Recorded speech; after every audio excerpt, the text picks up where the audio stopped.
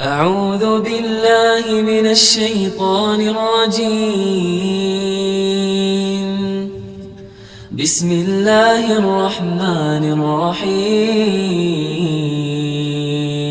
Bismillahirrahmanirrahim. Assalamualaikum warahmatullahi wabarakatuh.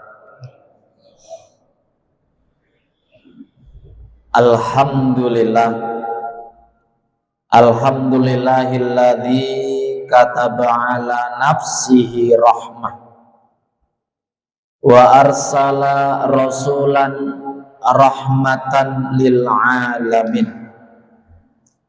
Asyhadu an la ilaha illallah wahdahu la syarikalah wa asyhadu anna Muhammadan abduhu wa rasuluh. Allahumma salli wa sallim wa barik ala abdika wa nabiyyika wa rasulika Muhammad sallallahu alaihi wasallam wa ala alihi wa sahbihi wa tabi'in ila yaumil qiyamah, amma ba'd. Kepareng matur wonten ing pangarsanipun Bapak Ibu segenap para rawuh jamaah pengaosan rutin wulan suci Ramadan Masjid Ar-Rahmah ingkang dening Allah mugi-mugi kawula panjenengan pinaringan nikmat istiqomah. Amin amin. Alhamdulillahirabbil alamin. Mari kita sama-sama di sore hari yang penuh dengan keberkahan kita panjatkan syukur alhamdulillah atas nikmat ingkang Allah berikan kepada kula panjenengan, wabil khusus nikmat datangnya sah Ramadan atau bulan Ramadan.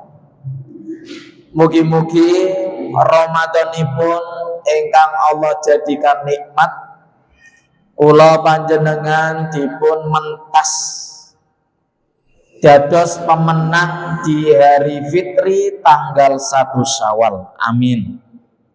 Salawat dan salam mari sami-sami kula panjenengan ngaturaken dumateng Rasulullah Muhammad sallallahu alaihi wasallam, manusia ingkang dijadikan panutan, dijadikan contoh suri tauladan baik dari zaman dahulu sampai akhir zaman. Semoga Allah menghendaki kita di hari akhir kelak mendapatkan syafaat beliau. Amin. Bapak Ibu sami sehat sedaya niki nggih. Niki kinten-kinten lauk bukber nih takjil sampun kecium napa mboten niki Bapak Ibu? Kok samping niki asamnipun ngepul-ngepul. Masak napa Bu? Bubur. Alhamdulillah. Alhamdulillah nikmat nih. Lah 1 jam malih Bu. Ampun godho nggih Bu. Mari sami-sami kula panjenengan milai dengan membaca basmalah. Bismillahirrahmanirrahim. Alhamdulillah kemarin sampun kita khususkan di hari pertama, yaitu berkenaan dengan HPT bulan puasa atau syariat puasa yang berdasarkan tarjih Muhammadiyah. Hari ini kaula khususkan terkait tarjih tentang bab toharoh atau bab yang mana kula panjenengan itu saben dinten nindakaken hal ini. Syukur-syukur kalau kula panjenengan sampun tuntas khatam. Mbok bilih enten ingkang dereng ngertos bagaimana pendapat tarjih mengenai toharoh, maka sore hari ini mari sama-sama kita mendalami dan praktek maupun boten iki Bapak Ibu. Boten sah nggih, teori mawon. Kita mendalami tentang apa yang harus dilakukan sebagai warga Muhammadiyah untuk mengikuti keputusan tarjih terkait toharoh. Bismillahirrahmanirrahim. Toharoh menurut tarjih atau kesepakatan tarjih dibagi menjadi 3. Yang pertama wudhu. Toharoh dalam syariat niku yang pertama wudhu.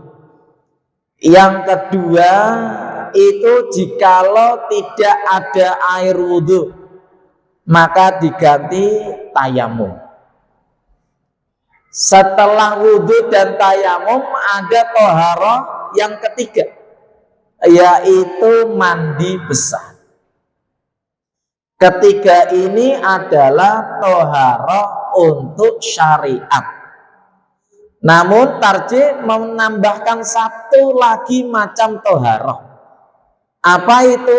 Toharoh dalam hal fisik. Maknanya pun baju kotor, rumah kotor, makanan kotor dan lain sebagainya.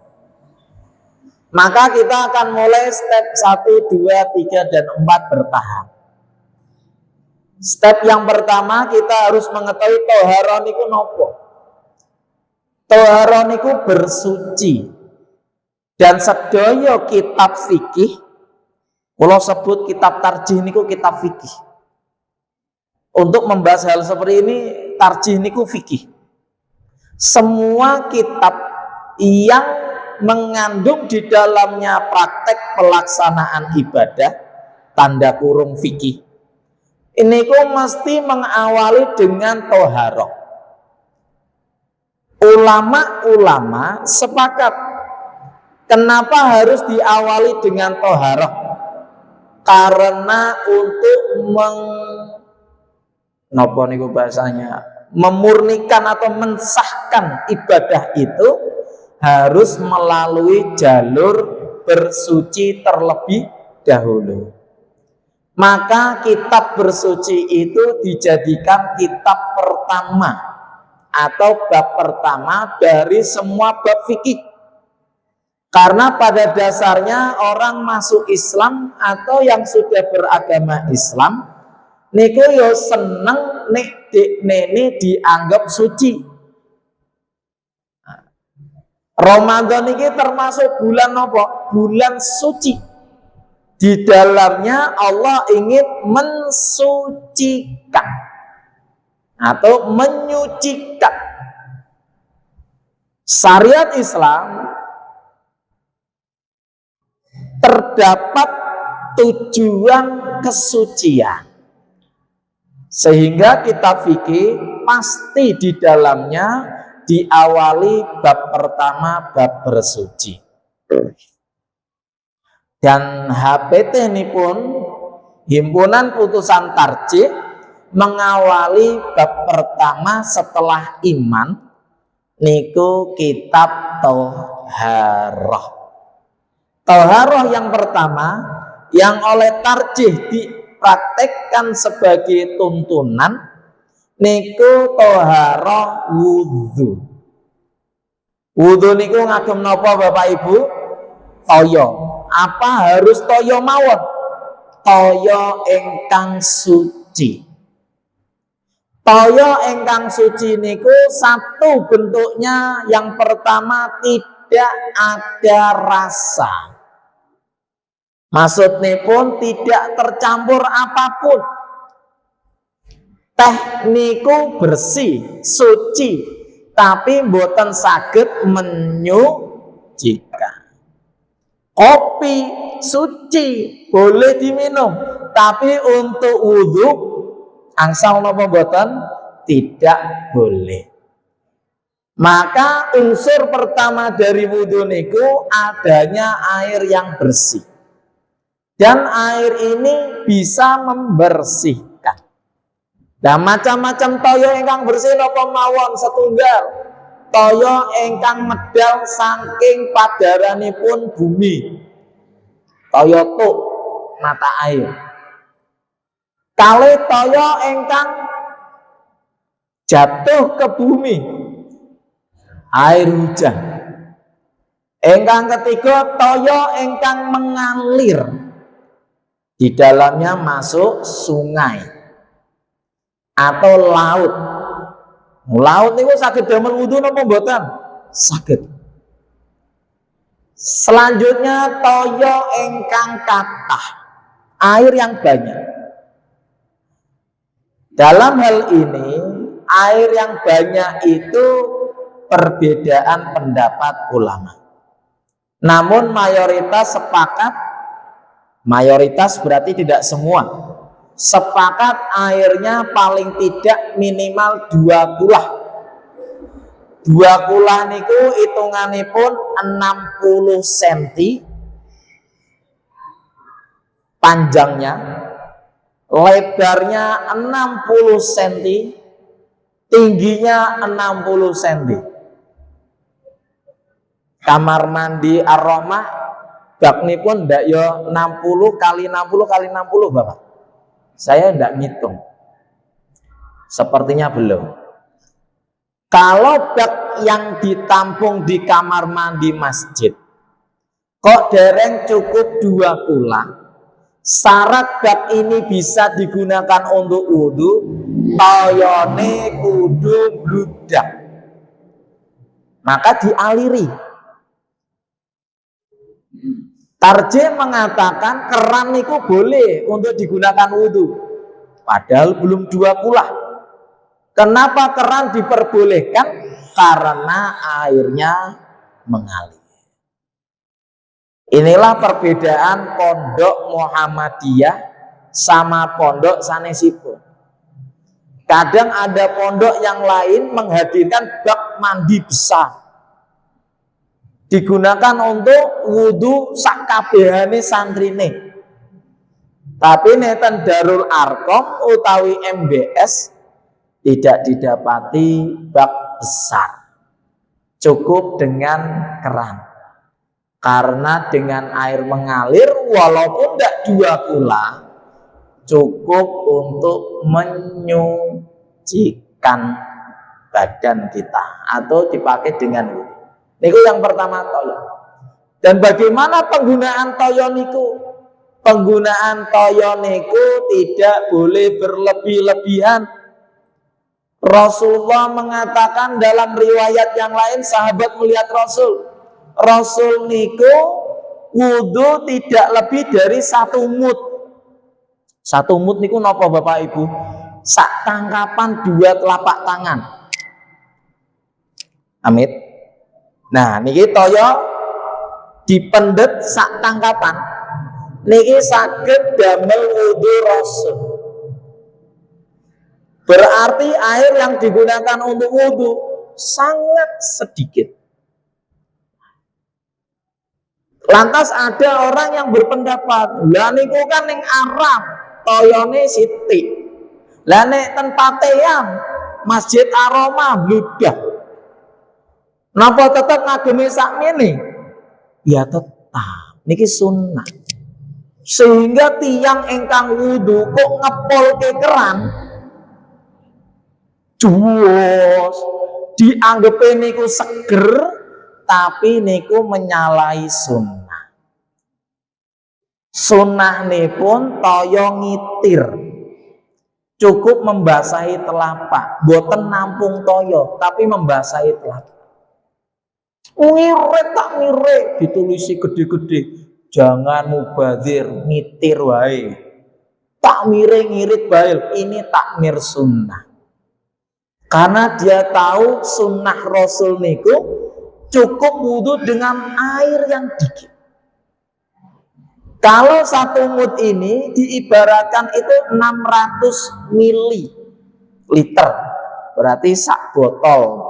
Napa niku? Amanah niku. Niku cukup untuk seluruh anggota badan. Nah, mila Di momen ini mari sami-sami kula panjenengan memperbaiki wudhu dan mengoreksi, menasehati wudhu saudara kita tanpa perlu harus diseneni atau dicaci maki atau dinyinyiri. Kita yang sudah ngaji wudhunya kecil toyone, lah sampai musafir langsung cuas, walah langsung matanya melirik, ora tau ngaji ya kaya ngene. Ampun, niki kesalahan orang yang sering ngaji niku merasa lebih baik, lebih baik itu bagus, tapi nek ngrasani niku yang enggak bagus. Ketika melihat besar kanan kirinya dielek, Bapak ngapunten, sesuai dengan sabda sunnah Rasul, toyo niku alit mawon. Lho ora seger Mas, tak contoh. Dicontoh. Jadi ndak perlu ada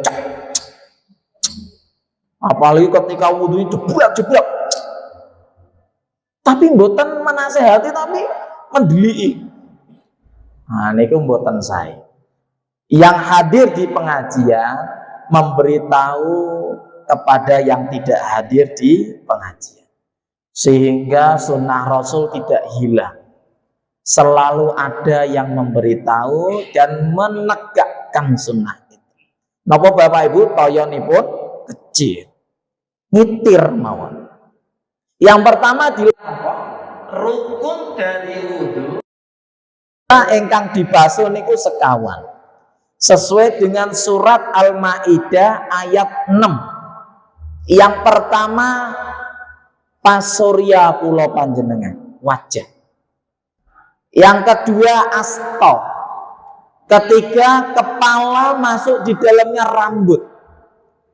Engkang kaping akhir samparan kula panjenengan.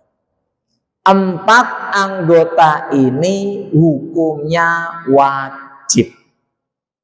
Nek 4 tidak ada, salah satu saja tidak terbasuh, batal wudhu. Nek batal wudhu, sholat nipun sah napa mboten? Ela 4 niki penting. Nanging tarjih mewajibkan 4, tapi menganjurkan yang lain juga. Napa mawon niku Mas Tasa? Monggo kita mulai dari yang pertama. Tarjih mewajibkan niat, karena wudhu masuk ibadah syariat, sanes ibadah makulatul makna. Ibadah niku oleh fikih dibagi 2, mahdhoh sama makulatul makna. Maksud niku napa? Gampang niki, ibadah sing masuk akal, enten kotoran ya diresiki, kotorannya di sini, bersihkannya di sini. Nek kotorannya di sini, bersihkannya di sini, namanya mahdhoh, tidak masuk akal. Wudhu niku dianggap ibadah yang tidak masuk akal. Karena nopo? Keluar kotoran dari bawah perut, sudah dibersihkan, tapi tetap harus wudhu. Walaupun ada ulama yang berpendapat wudhu niku ibadah yang masuk akal. Ya karena kotor diresiki. Muhammadiyah berpendapat sesuai mayoritas ulama wudhu ibadah mahdhoh, tidak masuk akal, tidak berlogika dan bersyariat, sudah ada tuntunannya. Yang pertama wajib niat. Niat ini pun cukup membaca Bismillahirrahmanirrahim. Ketika mau datang ke midoa, sudah membuka toyo niku Bismillahirrahmanirrahim. Niat. Setelah mengucap basmalah, yang dilakukan setelahnya membasuh tangan atau telapak 3 kali. Membasuh 3 kali itu hitungannya keluar dari air. Toyo dinyalakan, dibasuh 1, 2, 3, atau pakai usapan 1, 2, Tiga kali telapak dibasuh. Kenapa telapak ini oleh tarjih harapnya dibasuh? Karena tarjih berpendapat hadis Nabi. Nabi niku mengatakan siapa yang tidur bangun dari tidurnya, maka sebelum dia memegang air yang ada di bak, dulu ndak ada bak mandi semen, adanya bak mandi tampunganipun saking kulit hewan utawi dari tanah liat. Niku sebelum masuk, niku bahasa Arabnya itu ina, wadah toyo. Sebelum masuk harus dicuci tangan dulu. Rasul mengatakan karena orang ini tidak tahu di mana tangan ini menetap saat tidur. Bisa jadi menetap waktu tidurnya ditempelkan di kemaluan.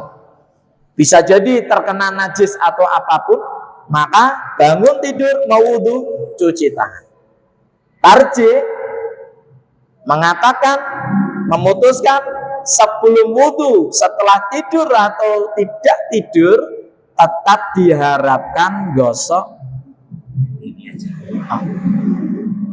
matur suwun. Karena praktek wudu niku double niki Mas.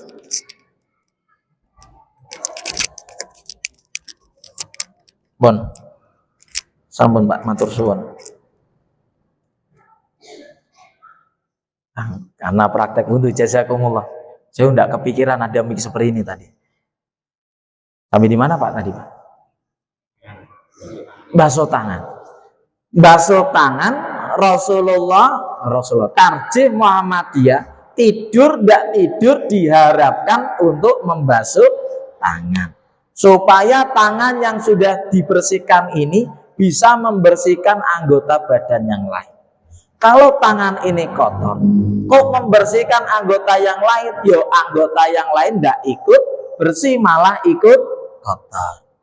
Setelah bismillah, dilanjutkan membasuh tangan, terus selanjutnya dari tarjih niku gosok gigi.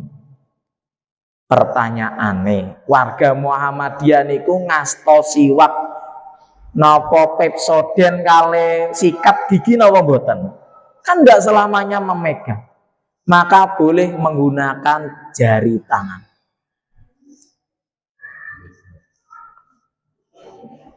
Supaya nopo, kalau ada sisa makanan bisa ikut hilang. Lah Mas, kalau saya ndak habis makan, boleh ndak seperti ini? Ya boleh, ndak apa-apa. Tapi kalau ndak makan, boleh ndak ya seperti ini? Ya ndak apa-apa. Karena itu bagian dari sunnah. Kenapa sunnah? Rasulullah melakukan siwak sebelum wudhu. Dan Rasulullah mengatakan bersabda, kalau tidak memberatkan umatku, siwak gosok gigi sebelum wudhu tak hukumi wajib. Tapi nanging umat nipun niku kabuten, dilihat dari sekarang boten enten ingkang sangu siwak. Berarti abot toh. Nah, hukum siwak niku sunnah. Wow bismillah, setelah bismillah ngusap asto 3 kali, habis itu siwak, setelah siwak berkumur. Yang dilakukan Rasul kumurnya boten ngagem 2 asto, 1 saja. Berapa kali? 3. Lagi 3. Dan dimaksimalkan dengan apa? Menghirup toyo ke hidung.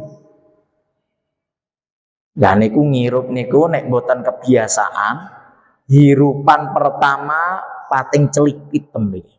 Pedes. Bahkan bisa membuat orang nangis. Tapi alal yakin Bapak Ibu, kula yo mempraktekkan niku. Orang niku nek pedes mriki niku mung cuman 1 hari. Kalau dia wudhu di hari kedua alias sudah ke 6, 7, 8 kali wudhu, niku toyong mlepet niki biasa. Boten pedes. Justru malah hidung niku seger rasanya.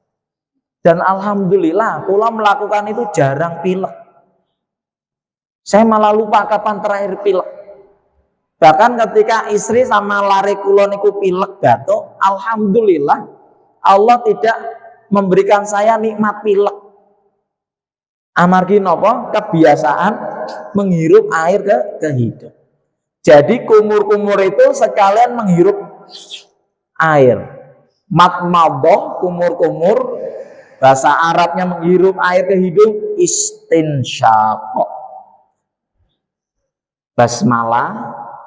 Monggo sami dipraktekkan tangannya, nyuci telapak tangan 3 kali. Setelah itu siwak, masukin ke mulut, driji kula panjenengan kalau ndak ada sikat. Setelah itu ngambil toyo sak telapak tangan mawon. Ampun ngeplung-plung kathah seperti ini, mubadzir. Sak telapak tangan masukkan ke mulut sama hidung. Keluarkan kedua-duanya. Pelan saja, ndak usah disembur. Jus, nggak perlu, pelan aja. Kumur-kumur pun nggak perlu, apalagi ketika puasa. Jangan kumur-kumur terlalu keras. Cukup aja membasahi mulut kita yang sudah banyak lendir, karena puasa nggak ada air, mulut harus basah. Maka produksi lendir saat puasa itu lebih banyak. Jadi kadang kula panjenengan wayah injang niku kok seperti banyak lendir. Siang hari, apalagi kalau istirahat bangun, mulut niku kata lendir wajar, karena puasa lendir di mulut produksinya lebih banyak. Setelah itu Bapak Ibu, setelah memasukkan mulut sama hidung air itu, selesai itu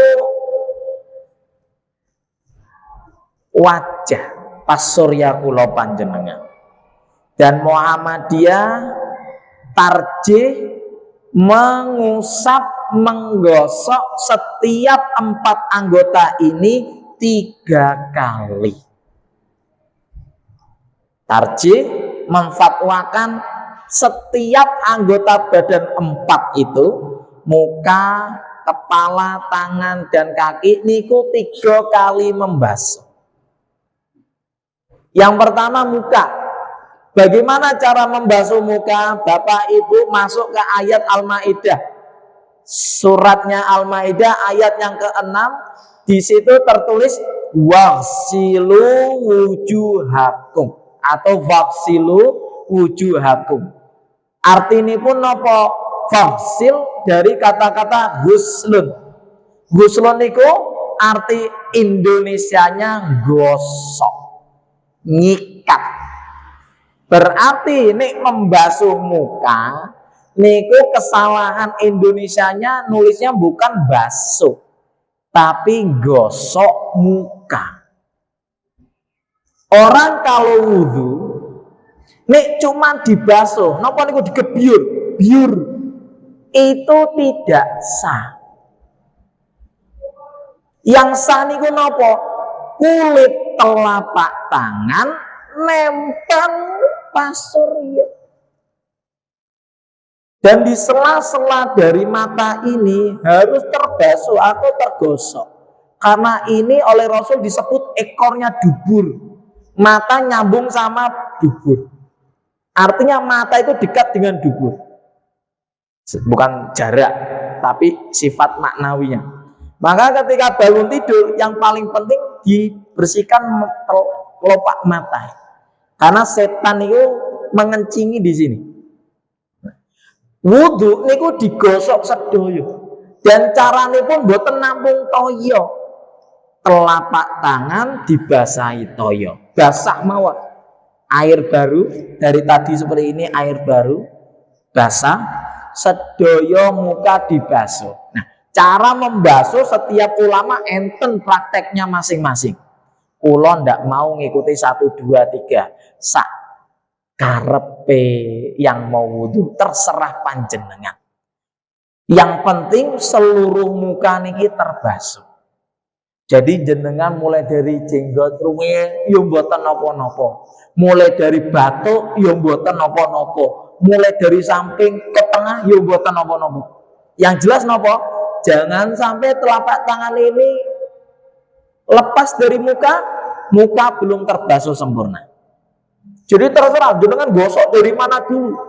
Yang penting jangan sampai lepas tangannya. Dan Bapak Ibu, kula nambahi di Muhammadiyah niku ada hukum melebihkan. Maksudnya nopo? Ada namanya batas muka. Para ulama zaman dahulu niku merinci batas muka itu mana saja. Ada yang mengatakan batas muka itu engkang boten ditumbuhi rambut. Berarti kumis, jenggot, sanes, karena ada rambut. Maka sini ini bukan muka. Jadi ini tidak perlu dibasuh. Ketika ini tidak perlu dibasuh, kewajiban sholat harus menutup. Nih ibu-ibu kalau sholatnya kelihatan ini, nggak sah sholatnya. Tarjih Muhammadiyah, daripada minimal ujungnya ternyata salah, maka tarjih Muhammadiyah melebihkan batas muka. Maka batas muka yang paling atas niku ubun-ubun. Pertama kali ada rambut tumbuh, dilebihkan sedikit. Ubun-ubun itu kan di rambut nih.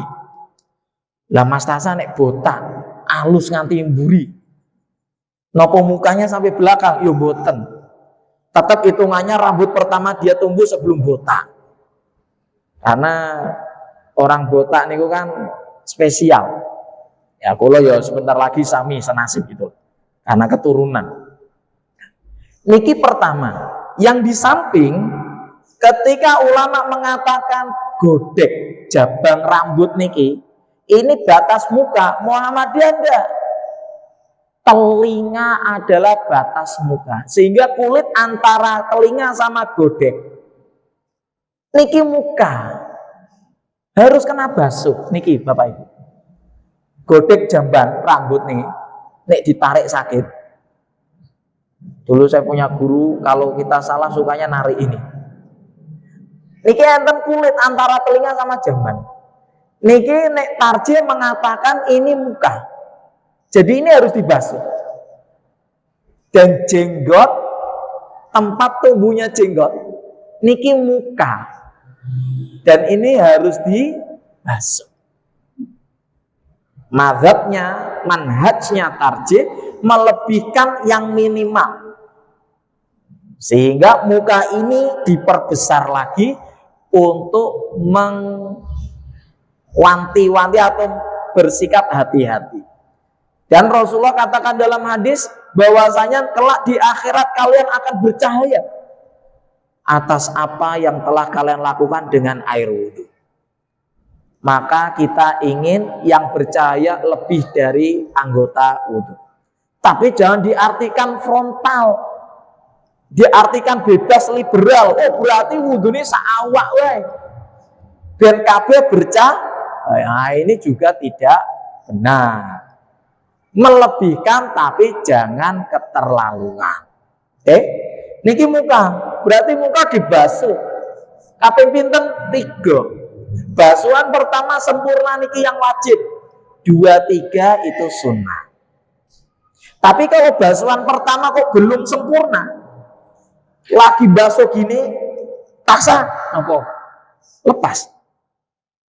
Berarti basuhan pertama belum dihitung membasuh. Basuhan kedua itu yang harus rata semuanya wajib. Jelas niki Bapak Ibu? Terus ketika punya jenggot semacam kula, niki cukup dengan menyela-nyela. Tidak perlu jenengan gebyuri sampai basah netes-netes, tidak perlu. Cukup di sela-sela semampunya. Termasuk di dalamnya kalau ada kumis, kumis disela. Nah, lah kalau bulu hidung keluar Mas Tasa, ya monggo disela. Karena ada kadang bulu hidung itu melebihi lubang hidung enten. Nah, inilah muka. Dan itu digosok.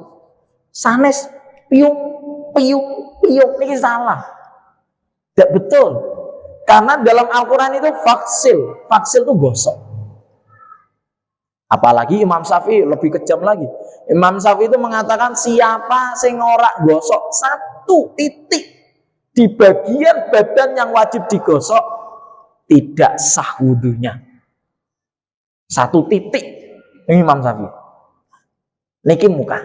Setelah muka pundi Bapak Ibu? Asta. Asta digosok sama seperti muka, mboten dibasuh. Mila nek wudu toyo ngitir. Nah, iklan ini. Kenapa sayang? Sama Ahmad dulu ya. Abang ngaji dulu ya. Kalau toyo niku ngitir, jangan sampai astone pun cuma di tadahi.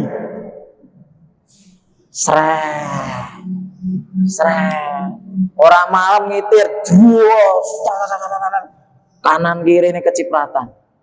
Niku salah Bapak Ibu. Yang bener napa? Gosok. Dimulai dari sela-sela jari. Dilanjutkan ke atas sampai siku dan Muhammadiyah tarjih melebihkan siku. Sehingga lengan atas itu setengahnya kebasuh. Iki Muhammadiyah. Manhajnya dilebihkan karena khawatir nek umpami lebih mesti sininya intuk. Nek sininya itu belum tentu, ada sebagian yang bisa enggak dapat, maka dilebihkan. Caranya jari dulu baru siku. Lah Mas Tasa nek siku baru jari boleh napa mboten? Boleh.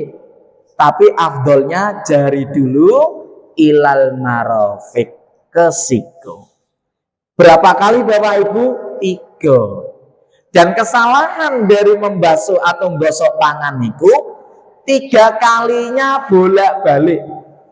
1, 2, 1, 2, 1, 2. Niki salah.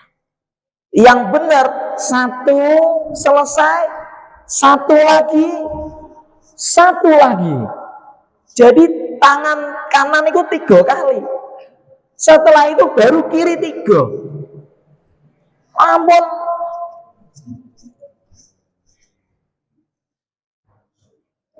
Apalagi sudah seperti ini tidak digosok, pakai air besar, puas sekali. Air kecil 1 selesai, 1 selesai, 1 3 kali. Baru kiri. Jelas niki Bapak Ibu? Kita lanjut setelah tangan dilebihkan ke rambut. Pendapat dari banyak mazhab niku enten batas minimal membasuh rambut. Batas minimal dari mazhab yang membasuh rambut itu Maliki, yaitu 1/3 dari rambut kepala kula panjenengan. Nek rambut kula dari sini ke sini dihitung muter 30 cm, berarti minimal saya membasuh 10 cm. Niki Maliki. Tapi Muhammadiyah mengambil madhabnya Hambali.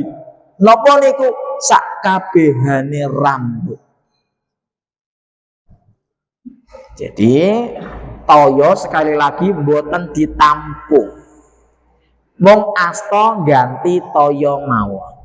Diusapkan air lagi, di telapak ada air baru, masuk sampai tengkuk leher belakang, kembalikan. Setelah itu tidak perlu ngambil air lagi. Gunakan 2 jari, jempol sama telunjuk. Telunjuk masuk ke telinga, jempol di luar, belakang daun telinga. Telunjuk muter di daun telinga ini, diputer ini telunjuk. Berhenti di lubang, baru jempolnya diputar. Monggo dipraktekkan Bapak Ibu. Niki sebentar, jangan telinganya langsung, rambutnya dulu.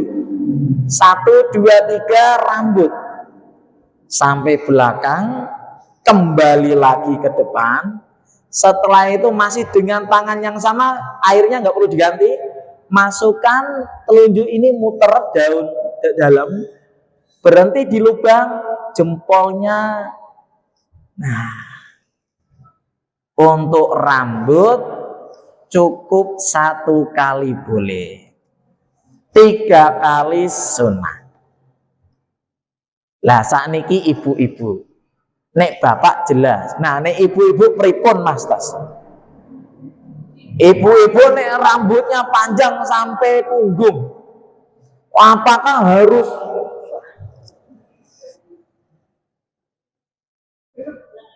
maka ibu-ibu cukup rambut engkang memang sampai di tengkuk, sampai di sini mawon, belakang leher belakang niki sudah cukup mewakili, nggak usah seperti salon, apalagi balik lagi nggak usah. Niku satu. Yang kedua, ada keringanan. Nek panjenengan ngagem apa niku? Jab kerudung, dan di posisi di mana tidak ada tempat yang bisa melepas kerudung. Kan enten kadang tempat di mana kita tidak di masjid, di lapangan kan kelihatan orang-orang, maka cukup jenengan basahi telapak, masukkan tangan semampu panjenengan, semampu panjenengan, keluarkan pelan-pelan supaya rambut tidak terlihat. Ampun seperti ini, cepil, apalagi laki-laki. Manhat tarje, melebihkan lebih. Oh, minta dibuka. Oh, kalau berdiri. Ah ya Allah, kok nggak dari tadi Bu? Halo Bu, sehat ya Bu? Sampun wudhu sedaya Bu? Niki kameranya setengah sini nanti. Ah cobalah dari landscape ke ini ya, yang lebih sudah ya. Hah. Oke. Saya enggak pernah lihat kamera ini, enggak apa-apa ya. Tapi di mana tadi? Ibu-ibu, nek panjenengan kok dalam kondisi aman, kamar mandi yang memang anaknya ada ibu-ibu, lepas jilbab. Wudhunipun jenengan ndak usah ngasto nampung toyo, tapi cukup basahi telapak dengan air yang baru. Rambut panjenengan dibasuh, diusap sampai tengkuk. Sampun, walaupun rambut panjenengan panjang. Zaman Tasan rambutnya pendek, sudah nggak usah dibahas, itu ya sudah pasti kena. Kalau memakai kerudung di tempat yang terbuka, tidak ada sesuatu yang bisa menutupi panjenengan dari yang bukan mahram, maka cukup basahi telapak satu saja, kerudung panjenengan longgarkan, masukkan semampu panjenengan. Nggak usah sampai, nggak perlu, ini ketekak jenengan. Semampu panjenengan, keluarkan pelan-pelan.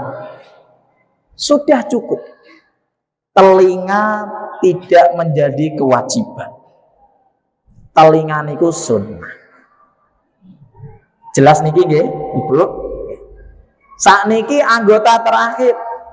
Napa niku? Samparan.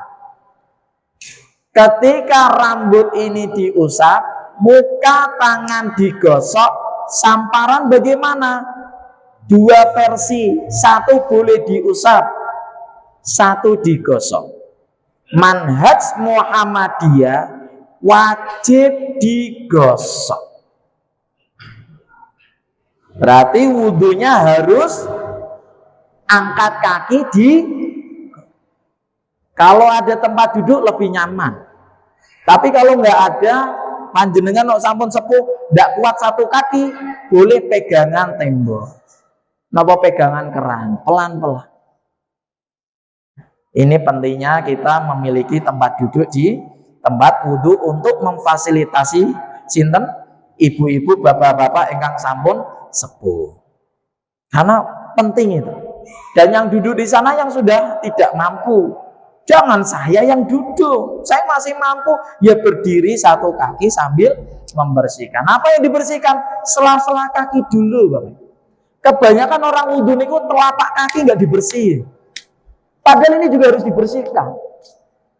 Maka di air yang ngitir niku sela-sela driji, sama kuku-kuku ini, baru telapaknya diusap gosok, baru kaki atasnya atau punggung, sampai mata kaki dilebihkan.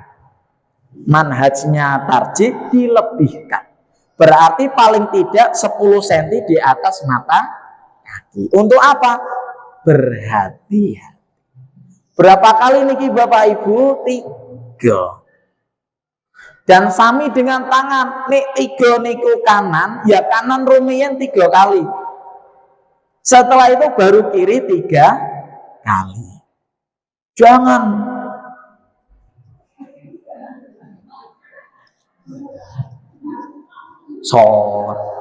sudah botak digosok. Jelas niki nggih? Ada pertanyaan sebelum kula lanjut tayamum? Boleh napa mboten dijeda? Contoh, lagi wudhu. Bu, masakannya gosong. Oh, nggih. Pateni. Wah, ngulang atau lanjut? Saya suka nih ya, bingung-bingung kayak gini saya suka. Kalau jedanya itu sebentar, dan ulama tidak merinci kata sebentar itu berapa menit, maka boleh melanjutkan. Karena jeda yang darurat. Kalau jedanya itu lama, terima tamu, ngobrol, bla bla bla bla bla, ada anak ngobrol, nyewoi, bla bla bla bla bla bla, lama, tidak sebentar. Nah, lagi wudhu kok ada yang ngajak ngomong, dijawabi, jeda. Boleh napa mboten wudhu sambil ngomong? Boleh. Jadi orang wudhu ditanya ya dijawab. Mas sehat? Jawab, enggak apa-apa, enggak membatalkan. Enggak lagi kaki gebuk, astagfirullah, ya batal. Enggak, lanjut. Karena bukan seperti sholat yang harus dari pertama terakhir tuntas. Boleh dijeda. Jedanya yang sebentar. Nah, sebentar ini tidak diketahui ulama, yang penting sebentar. Sebentar itu berarti bahasa kula panjenengan sakjet saknyet. Sanes nget-ngetan. Nek nget-ngetan dangu. Nah, niki boleh. Terus yang kedua, bagaimana kalau seandainya kita itu dalam posisi tidak punya banyak air? Contoh minuman 1 botol amanah, ada 10 orang, apakah perlu dituang napa mboten? Tetap harus dituang, walaupun cuma 1 tetes, diusapkan 1 telapak, tetap harus dituang. Sampun jam 6:04, sampun selesai napa bisa lanjut? 5 menit lagi nggih. Apa yang membatalkan wudhu? Nah, saat ini tidak perlu berdiri saya, karena membatalkan wudhu tidak perlu praktek. Bapak Ibu ingkang membatalkan wudhu niku napa? Yang pertama, air putih aja. Yang membatalkan wudhu yang pertama, keluar apapun dari 2 jalur. Jalur bawah perut yang depan, jalur bawah perut yang belakang. Saya tahu tempatnya tapi lupa namanya. Pokoknya jalur bawah, entah itu depan maupun belakang. Apapun yang keluar, entah itu mazi niku napa Bapak Ibu? Mazi itu cairan, kalau bahasa seksuologi, bahasa ilmu seksualitas, mazi itu cairan lubrikasi, pelumas. Sebelum keluarnya mani, itu keluar dulu cairan bening, namanya bahasa Arabnya mazi atau mazi. Niku juga wajib wudhu, membatalkan wudhu. Cairan ini keluar akibat nopo? Akibat dia menikmati sesuatu, bisa syahwat dengan istri atau bisa melihat lawan jenis. dia bergairah keluar mazi. Sanes mani. Kalau mani itu kalau sudah dia wujudnya putih kental. Kalau mazi cairan bening. Mas Tasa ampun mboten saru ngomong seperti ini ten masjid. Ini penting karena fikih. Harus jelas supaya orang tidak bingung. Banyak anak-anak paham agama dari internet daripada dari ustadznya sendiri. Bahayanya mereka belajar dari jalan yang salah. Maka boleh ustadz mengajarkan atau mendidik seksualitas dalam rangka supaya menghargai diri, bukan menjual diri. Yang pertama itu. Yang kedua, menyentuh wanita yang bukan mahramnya. Selain mahram tidak boleh. Kalau kakak, adik, ibu boleh, anak boleh. Pertanyaannya, istri itu mahram apa mboten? Kalau mahram lah kok dinikahi? Imam Syafi'i mengatakan istri bukan mahram, maka suami megang istri batal. Istri megang suami batal. Apa meneh ngambungan lebih batal. Tapi manhaj Muhammadiyah, suami istri mahram dengan ikatan bisabab. Jadi memegang tidak batal. Sebagaimana dari riwayat Aisyah bangun malam hari tidak melihat Rasulullah di tempat tidur. Karena Aisyah itu istri solehah, tidak bisa tidur kalau tidak di samping Rasul.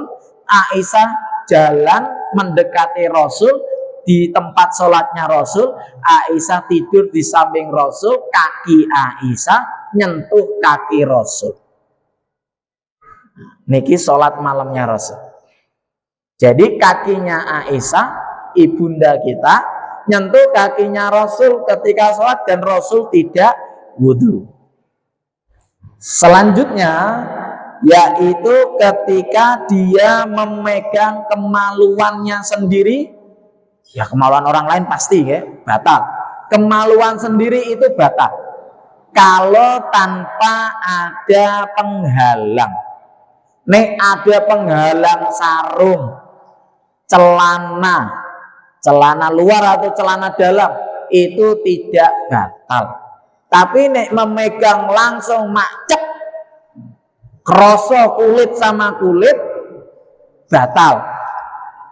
Niki manhaj Muhammadiyah, mayoritas ulama membatalkan itu. Dan yang terakhir, batalnya wudhu karena tidur nyenyak dengan berbaring. Maka tidur dengan duduk tidak membatalkan wudhu. Ada pertanyaan sebelum kaula tutup? Bapak Ibu jelas ya? Lah bubure sampun ngajeng sedaya ya jelas. Cetha niku nggih. Alhamdulillah. Kurmane cetha niku Bapak Ibu. Pisang bawane cetha nggih, alhamdulillah. Mari sami-sami 5 menit menjelang buka, Allah hadirkan waktu mustajab untuk kita berdoa supaya puasa kita diterima oleh Allah dan apa yang kita usahakan di hari ini oleh Allah diterima dan diridhoi. Mari sami-sami ndonga nyadung asta. Alhamdulillah hamdan yuafi ni'mah wa yukafi mazidah. Ya Rabbana lakal hamd kama yanbaghi li jalali wajhikal karim wa 'azimi sultanik. Allahumma shalli wa sallim wa barik ala abdika wa nabiyyika wa rasulika Muhammad wa ala alihi wa sahbihi ajma'in. Rabbana zalamna anfusana wa illam taghfir lana wa tarhamna lanakunanna minal khasirin. Rabbana auzi'na an nashkura ni'matakal lati an'amta 'alaina. Ya Allah, jadikanlah hati kami lapang untuk senantiasa bersyukur atas apa yang telah Engkau berikan dari nikmat-nikmat-Mu kepada kami, ya Allah. Sehingga kami menjadi hamba-Mu yang mudah bersyukur, menjadi hamba-Mu yang senantiasa bersyukur. Wali walidaina, dan apa yang telah Engkau berikan nikmat kepada kami dari wujud orang tua kami, ya Allah. Jadikanlah adanya orang tua kami membuat kami lebih bersyukur kepadamu, ya Allah. Wa na'mala sholihan tardha, dan mudahkanlah kami, ya Allah, kehendakilah kami, ya Allah, untuk bisa melakukan amal soleh yang mana amal-amal itu menjadikan kami Engkau ridhoi. Waj'alna lil muttaqina imama, dan jadikanlah kami termasuk dari golongan orang-orang yang menjadi pemimpin orang-orang yang beriman. Allahumma innaka afuwun tuhibbul afwa fa'fu anni. Rabbana taqabbal minna, ya Allah, terimalah setiap apa yang telah kami usahakan di hari ini, ya Allah. Innaka antas samiul alim. Dhahabadz dhama wabtalal uruf wa thabatal ajru insyaallah. Rabbana atina fid dunya hasanah wa fil akhirati hasanah wa qina adzabannar. Subhanaka rabbika rabbil izzah amma yasifun. Salamun alal mursalin walhamdulillahi rabbil alamin. Assalamualaikum warahmatullahi wabarakatuh. Subhana rabbika rabbil izzati amma yasifun wa salamun alal mursalin walhamdulillahi rabbil alamin. صدق الله